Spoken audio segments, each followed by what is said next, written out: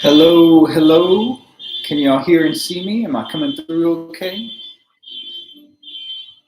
Anybody give me a yes or a thumbs up or anything? Sounds kind of echoey in here. Gotten rid of so much stuff. Uh, Strange. Sounds like an empty house. Not sure if it'll affect y'all's sound quality or not. Anybody, can you hear me? Can you see me? Very good. Thank you, Inlila. Excellent. So tonight we're going to start on exactly what the live stream is titled, which is, thank you, Douglas, Astral Projection and Methods to Do It. But I wanted to tell y'all first, I am going to start shortening the amount of time of each of these live streams. I usually go for like an hour and a half. And what I'm going to do from now on is 30 to 45 minutes for each one. And this is for a few different reasons. And I'll explain those to you real quick. One is just because I am now under strict orders to be resting. And Lori is probably going to enforce that. If I am on for much longer than that, she will probably come knocking on the door and telling me it's time to get off. And part of it, the resting thing, I told y'all about how, I go to this doctor of Chinese medicine for all of the ailments and illnesses and what have you, trying to recuperate my strength. And one of the things that she said was that I have essentially hemorrhaged my life force. That whenever I got really, really sick a few years back, I never really came back from that. Well, not even never really came back from it. I didn't come back from it. I never regained my strength. I remember one day when I was living in New York, I used to go bike riding. I used to ride my bike every day. And there was always this hill that I would ride my bike up, very steep hill. And it was really hard to get up it. I mean, you had to really strain to get up this hill. And I remember one day going out and trying to ride up this hill and not being able to do it. Like 2 weeks previously, I'd been able to do it. It was really hard and it was getting harder by the day. And then one day I could not do it anymore. I could not make it to the top of the hill. That was when I knew something is wrong. And from there on, like it just snowballed, and I ended up, my entire digestive system collapsed, and I started developing neuropathy in my hands and feet and all kinds of stuff. And y'all remember I talked about how I used, everybody who's read anything I've ever written knows how much I have always loved winter. This time of year right here, like November, December, this time of year, whenever the days are short and the nights are long and it gets dark at like 5:30 in the afternoon, it's always been my favorite time of year. It's always felt like the absolute most magical time.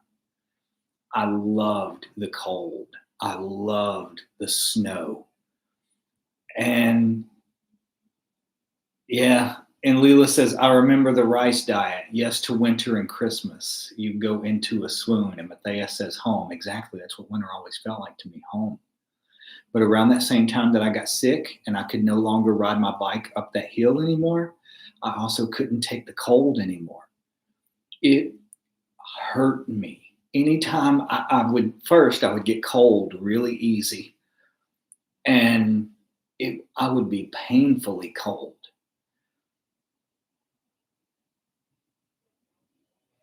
Well, the doctor said that the reason that I used to love the cold so much, that I used to love winter so much, was because I had so much fire energy in my system.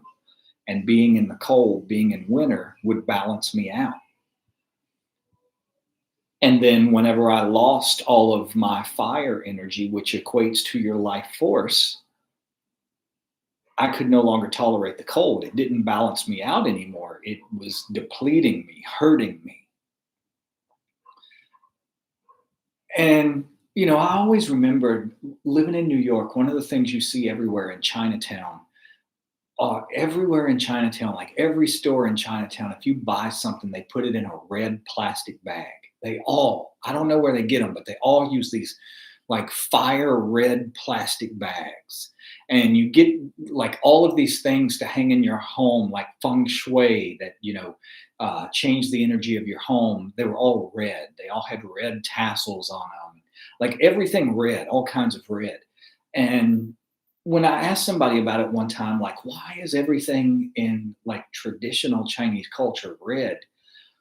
They they just said something along the lines of they consider it like a very auspicious color, like it's a color of good luck. And I thought, well, okay, but why? Why? Same thing as when I was studying ancient Sumer, and you come across the fact that they say bull horns represent Sumer, represent kingship and divinity. You're like, okay, it's fine that it represents that, but why does it represent that? And I used to wonder the same thing with the red bags and the red ornaments that hang in your home. Like why? Why does that represent good luck? And the answer I now know is because it represents life force. The color red represents life, vitality, strength, longevity, the actual force of life flowing through your veins. That's what the red represents. That's why they considered it so auspicious.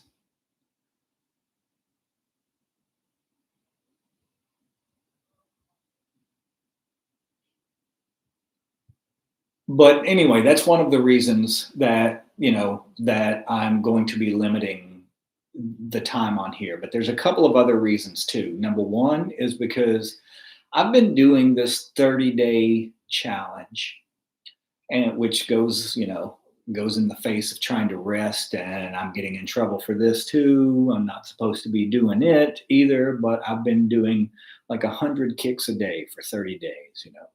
I'll do 25 side kicks, 25 roundhouse kicks, 10 back kicks, just add them up till I reach 100. And I'm trying to do that for 30 days, because if you do something for 30 days, you're going to notice a change. Whatever it is you do, if you lift weights for 30 days, if you go running for 30 days, if you jump rope for 30 days, if you practice, gymnastics for 30 days, if you do it consistently for 30 days, at the end of that 30 days, you're going to be able to tell a difference in whatever it is you're doing. You're going to be able to see improvement of some kind. And that's not just physical activity, that's everything. Like if you choose a topic and you, Jacob says, smoke cigs for 30 days. um, if you choose something for 30 days, like say, pick a topic and you study for 15 minutes a day, just read about it, do research on it for 15 minutes a day for 30 days. At the end of that 30 days, you are going to know a great deal more about that topic or subject than the average person does. Anything that you choose to, if you spend an hour a day cleaning your house for 30 days, whatever it is, if you spend 30 days consistently putting time and conscious effort into doing it, you're going to get better at it, which is why been doing the kicks. And I see people on the internet calling it like a 30-day challenge. I would like to do another kind of 30-day challenge. Well, one of the things about it is if you can develop that amount of discipline, that discipline is going to spill over. If you can do something, if you can set your mind to doing something for 30 straight days and sticking to it unwaveringly, even on days when you feel like you don't have time, when you're stressed out, whatever it is, if you force yourself to somehow or another get it in there anyway, when you get to the end of that 30 days, you're going to feel like a renewed sense of confidence and self-discipline and all kinds of other things, because you've set a goal for yourself and you've stuck with it. Well, that discipline that you developed will bleed over into every other aspect of your life. Just like people who lack discipline, that bleeds over into every aspect of their life. You know, from things like, one of the things I always try to do, unless I really screw up and just make a mistake, I always try to be where I'm going to be when I tell someone I'm going to be there. And I do everything in my ability to make sure I am not late. I've always felt like if you are not where you're supposed to be, if you're not where you said you're going to be, when you said you're going to be there, you are disrespecting the other person's time. You're basically saying to them, your time is not important enough to me for me to keep my word and do what I said. Well, you see a lot of people that are just so, sloppy in the way that they carry out their lives that they can't be on time for anything. It's a lack of self-discipline. So part of doing these 30-day challenges, whatever it is you choose to do for 30 days, you are building a kind of self-discipline that is going to bleed over into other aspects of your life. Well, one other kind of 30-day challenge that I would like to do is for 30 days, every single day that I'm not either in karate class or doing magnum opus classes or, something that I absolutely have to do, I would like to be on here for 30 days. However, I can't do that if I'm doing an hour and a half a night. I honestly just don't have the strength for it. But if we do it for 30 to 45 minutes, then it's not a problem. And the other thing is, honestly, you shouldn't be listening to anybody yammer for an hour and a half, myself included. I would never sit and listen to someone for an hour and a half talking about crazy stuff. And I know people, a lot of y'all on here are very kind. You always say, no, keep going, that sort of stuff. But think of it this way. If you're spending an hour and a half on here with me, that's about an hour too long. That's another hour that you could be putting into your own 30-day challenge. That's an hour that you could be putting into doing your own practice instead of listening to me ramble. And I've always felt that stuff to be kind of like self-indulgent. And, when somebody goes on that much, talks that much, I don't talk that much in life, to be honest. I talk more on here than I talk throughout the entire course of my day. There's just not that much to say unless, to be completely honest, unless you're talking about pointless crap. No one has anything to say that takes an hour and a half to say it. So one is just limiting this stuff down so that I can actually get real information in here and cut out all of the rambling trash, and being able to do it more often, do it like consecutively, consistently for 30 days. So that being said, yeah, Matthias says, I can halfway tune out while listening to them while I'm doing stuff though. Yeah, but then you're only paying, if you're halfway tuned out, then you're still halfway tuned in, and then you're only halfway tuned into what you're actually doing instead of putting your full attention into what it is that you're doing, which is what we want to do in life. We want to reach a point where we do every single thing that we undertake with a spirit of excellence. We do it to the best of our ability, whether it's washing the dishes or scooping the cat box or our personal hygiene or, taking care of our physical bodies through exercise and diet, whatever it is.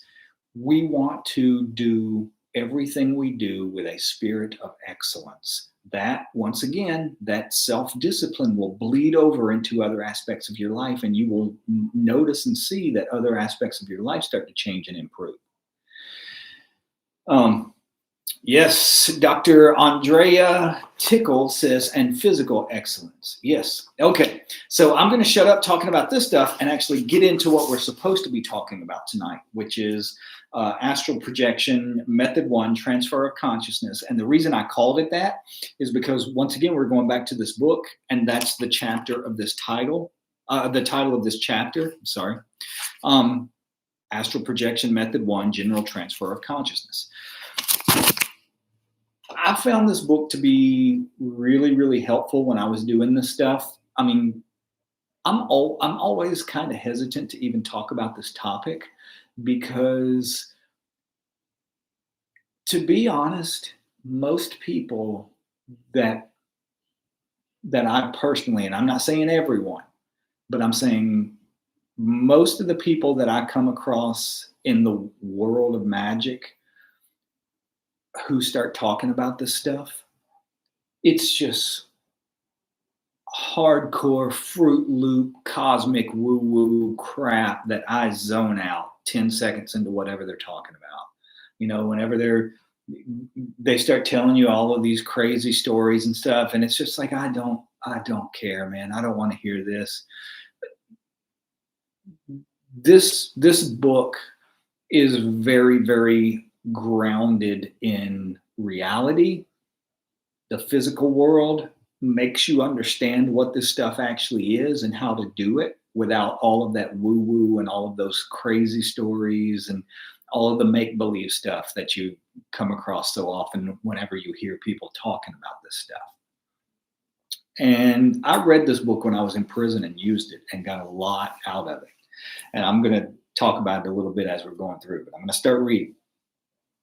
The whole point of astral projection is to move the consciousness, or our internal point of view, into another place. An obvious concept, right? It ought to be, but you'd be surprised how many people who are trying to learn astral projection fail to put that knowledge to use in their early attempts. And I did. I failed to put that into use in my early attempts. I probably attempted astral projection for 2 years before I was ever successful at it. And part of it is exactly what they just said. Often the idea behind shifting the orientation of one's perspective is understood intellectually, but in the emotional struggle to get out of one's body, the shift concept is often tossed aside in favor of a flow of consciousness technique, sometimes called a lift-out technique, a method almost always doomed to fail for reasons that will soon become clear. This little paragraph right here is incredibly important. The whole point of astral projection is to move the consciousness, or our internal point of view, into another place. Okay, so how do you do that? How do you transfer consciousness into another place? This is why I have harped over and over and over on tactile sensation, adding tactile sensation to things. Every time you're doing magic, don't just see it, try to feel it. Like when you're doing the middle pillar and you're circulating that energy around yourself, you don't just see it in your mind circulating around your body. You try to feel it. You try to feel it almost like warm water or thick gold lava, like the light has the texture of lava flowing over your body. One of the ways that I first started to be able to feel it, and I can't remember where I read this at or where I came across it at, but someone talked about how whenever you see the light move around your body, whenever you're circulating it, try to, wherever the light is moving, try to feel on your skin as if someone is taking the tip of a feather and tracing it around your body at the same time, wherever the light is going. If you can feel the feather feeling, you'll feel the flow of the light. It's not going to happen all at one time. Nothing in the world worth having or doing is going to come easy. It's all going to take practice. It's all going to take effort. It's all going to take discipline. You don't find that a lot in the world of magic. What you find are people who believe that, you can just light a candle and that's all it takes and you're going to have anything in the world you want. Or, just take a bath in some herbs and everything's automatically going to happen. There's no effort there. They don't understand like the underlying mechanics of this stuff. Tactile sensation is incredibly important for success at pretty much any endeavor you undertake in magic, especially astral projection. What do I mean by this? Going back to the very first sentence, the whole point of astral projection is to move the consciousness or our internal point of view into another place. That means you don't just visualize that you're in another place. You have to feel it. I'm not sure exactly. Like I said, I haven't read this book in probably at least 20 years. So I'm not sure exactly even what the first technique that they're going to go into is. But I'll tell you, I tried a million different ways of doing this. You know, there's all these different ways where they tell you to lay on the bed and like picture yourself floating up out of your body and floating by the ceiling and looking down and seeing everything. I tried all of that stuff. None of it was of any help to me whatsoever. Zero. I had zero results, got nothing, you know, it did nothing for me, did not bring me even remotely close to success. What allowed me to finally achieve results was feeling it. Whenever you're putting your consciousness somewhere else, like the method that I used, and I don't know, once again, what we're about to go into here, but I'll tell you what I did. There's a method where you're laying down on the bed and you try to see and feel yourself sit up in your body. Like you sit up, but you come out of your body. Your body is here and you sit up so that your legs are still in your legs, but you sit up out of your body like the top half of your body is out.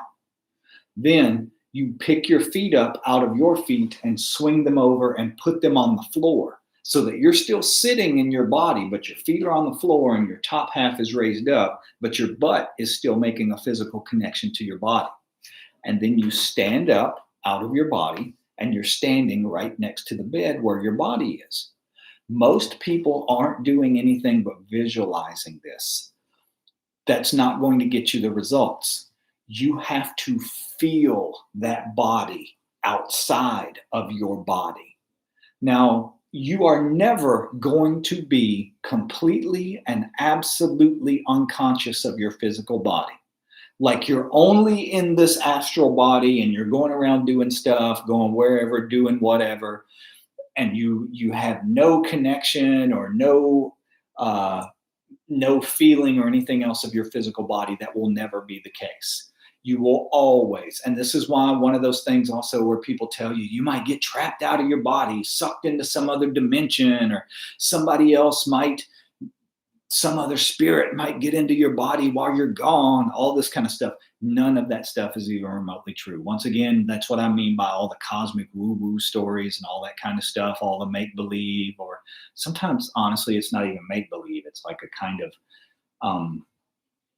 just mental imbalance of some sort. It's the only way I know how to say it.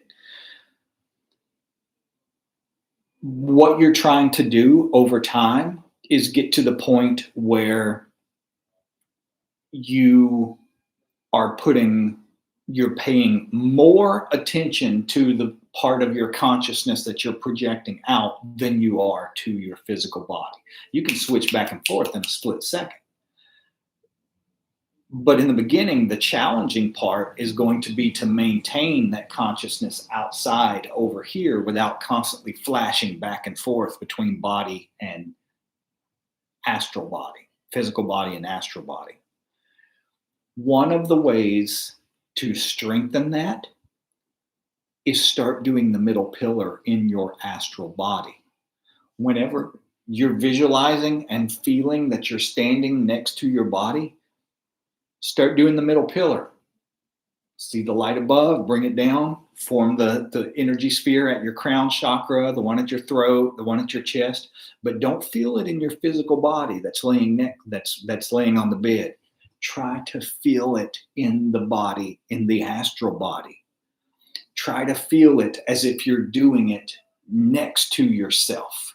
Like feel the energy center in your chest, the same way you feel it in your physical body. Try to feel it as you're standing in the body next to you. Not as if you're looking over, not as if you're laying in the bed looking over and seeing yourself standing next to you. Try to feel, to the best of your ability, feel the floor beneath your feet. Walk over and put your hands on the wall and feel the texture of the wall beneath your hands. Try to feel the temperature of the room. Is it hot? Is it cold? Whatever it is, try to feel that, not in your physical body, but in this body that you're visualizing and trying to project your consciousness into. That's the first step of it, or at least that's how I finally experienced results. But we're going to keep going for about 5 more minutes. So, general transfer of consciousness is the title of the next part. The general transfer of consciousness method of astral projection is the successful alternative. It is the foundation for the methods that will follow in this book. General transfer of consciousness is both a method in its own right and a stepping stone to other techniques. So even if it fails to capture your imagination on its own, please take the time to understand its concepts as well as its pros and cons. Your understanding of these principles will continue to serve you well as you gain experience on the astral plane. All of that is true. The transfer of consciousness technique allows us to build a separate vehicle into which we can transfer our astral selves before setting off to explore the astral plane. Although it is similar to the aforementioned lift-out technique, there is one key distinction. The lift-out method is not one generally taught by experienced occult teachers because it rarely, if ever, works well. The idea behind lift-out is to will the astral self to separate from the physical by mentally following the astral self's progress while it floats upward out of the body. Remember, that's what I just said that I tried to do for so long and experienced 0 results, even for doing it for 2 years. What this inevitably does is force the mind to focus on your physical body's center of gravity and on a sequence of conscious events rather than on the astral self and its already completed shift in consciousness. The general transfer of consciousness method bypasses the difficult areas that focus attention on the physical body, which inevitably cause the projector difficulty. And that's exactly where the difficulty comes from. Focusing on remember where attention goes, energy flows. If your focus is on your physical body, that's where your consciousness and that's where your energy is going to be. Instead, attention is directed toward the astral vehicle, placing the focus on the spirit. Unfortunately, the lift-out method is the technique on which most beginners pin their hopes. That's what I did. I tried the lift-out method when I was first attempting to astral project. When I look back on the experience, I remember that the visions in my mind while I was doing this were of the front side of my physical self and not on my astral self. I kept wanting to see my entire astral double lifting out from my body in one flowing effort. So I kept my attention on my body alone rather than on making the shift from the physical body to the astral body.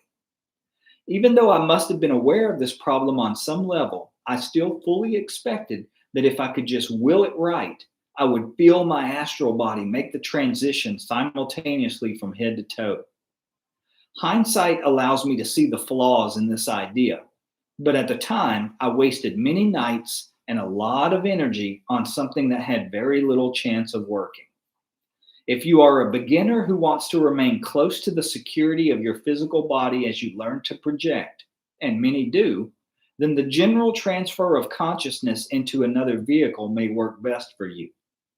The fact that general transfer of consciousness requires that your destination, the astral vehicle, be initially close to your body can be comforting. However, this fact is also a drawback, since it means that your desire to project must be exceptionally strong. Otherwise, you may not be able to come up with the level of emotional connection to your destination that is necessary in order to interest the astral self in going there. And that's another thing. He talks about what do you call it? The emotional, where did it go? Emotional connection to your destination. That means you really have to want to go somewhere. I was in prison. I really wanted to go somewhere. That was the thing I thought about for so long. I thought if I could just do astral projection, then it wouldn't matter that my physical body was in prison anymore. It does.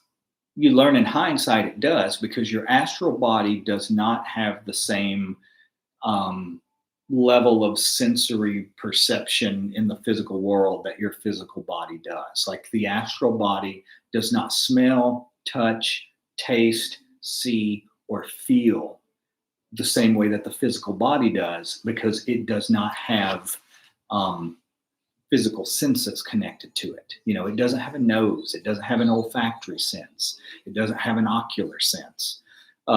It functions on a completely different level of reality from the physical, so it doesn't require those things.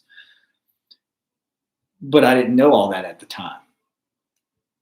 I just wanted really, really bad to be out of that prison cell. That was the emotional impetus, or impetus, how do you say it? Whichever way,